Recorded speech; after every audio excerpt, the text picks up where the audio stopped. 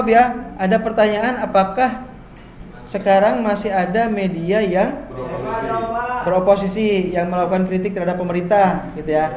Oke, Aldo silakan. Aldo. Siapa? Bukan Aldo. Dede, Pak. Dede.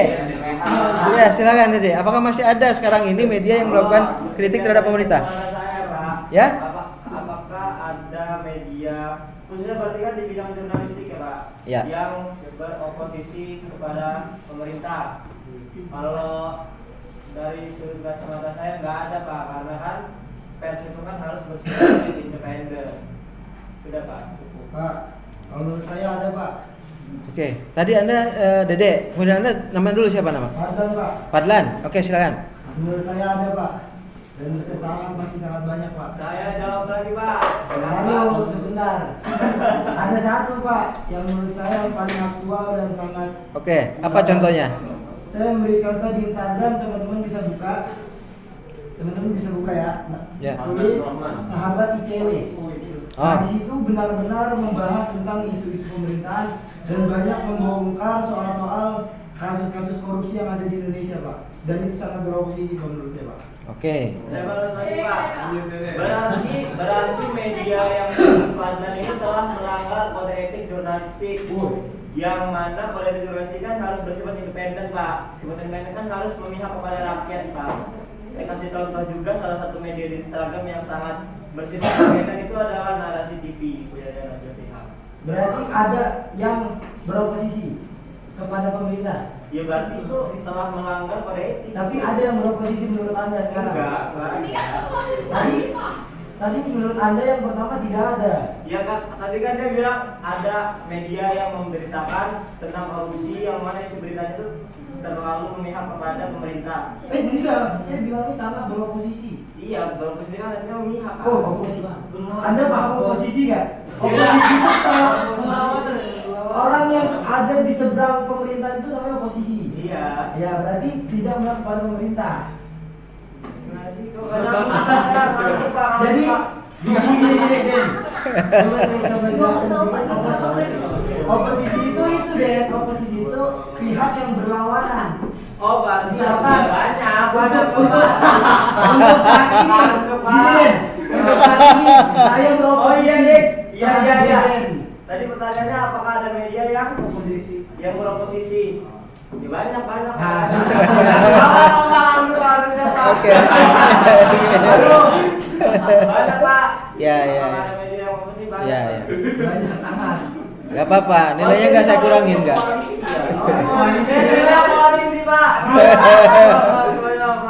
Kalau koalisi ada, Pak, saya, Pak. Koalisi terhadap pemerintah juga banyak. Banyak. Contohnya gimana? Ada Surya Paloh. Ya. Surya Paloh. Ya Metro TV. Ya Metro TV itu dia saya menganalisa di tahun 2019. Kalau tidak salah itu beliau kan berkoalisi juga untuk menaikkan membantu Jokowi, dan dia dengan Metro TV-nya itu sangat menaikkan Jokowi itu. Oke. Lihat Surya Paloh. Oke. Haritanu Sudibyo. Ya. Salah satunya itu juga, Pak. Ya. Oke, betul ya. Enggak, Pak, saya sambilan saya koalisi. Ya. Tapi kalau yang dibilang ada tetap ada yang yang beroposisi ya, yang beroposisi berarti saya jawab lagi, Pak, yaitu Narasi TV yang mana kemarin itu barusan kejadian 11 dari anggotanya itu kena serang dalam bentuk ini, Pak, serang ini apa sih, hacker itu. Hacker. Nyerang itu. Ya. Lagi diusut sekarang, Pak. Ya, oke. Jadi masih banyak. Sudah selesai ya? Nggak apa-apa. Ini kadang-kadang ya. Sudah siang memang kayak gitu. Ya. Oke, jadi clear ya. Jadi pertama, media tentu harus mampu bersifat independen. Dede benar, media itu harus independen, gitu ya. Media itu harus independen dalam arti bahwa dia tidak sebentar Pak. Dia tidak memihak, apalagi memihak penguasa, gitu ya. Nah, tetapi apakah media juga harus beroposisi? Ya tergantung isunya, gitu ya. Media itu harus independen dalam arti bahwa dia bisa menentukan sikap sendiri terhadap satu berita, gitu ya.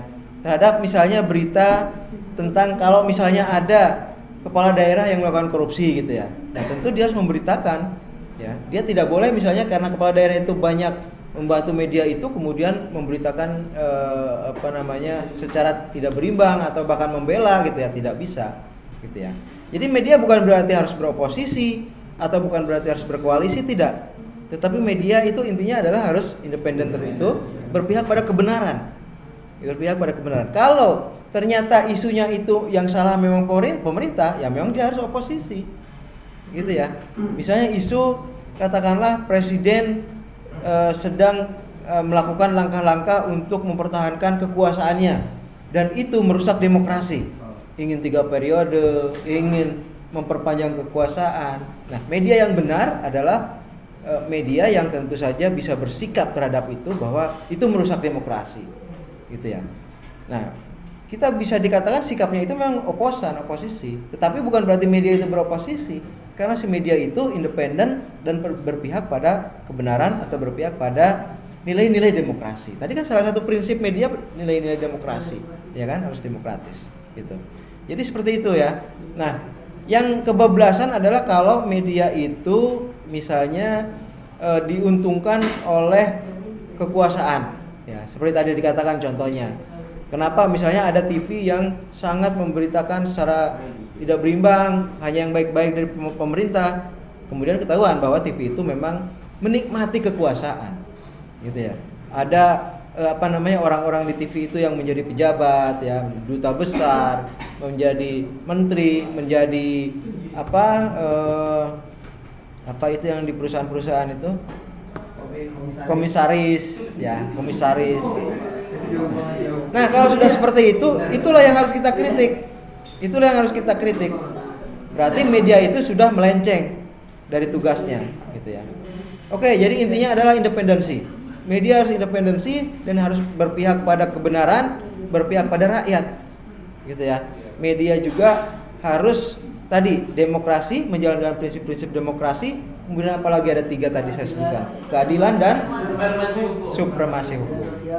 Oke, silakan. Masih ada yang tanyakan? Pak Nanang tadi sudah nongol. Saya kira tidak ada ya. Dan karena Pak Nanang sudah nongol, saya tutup saja. Terima kasih. Wassalamualaikum warahmatullahi wabarakatuh.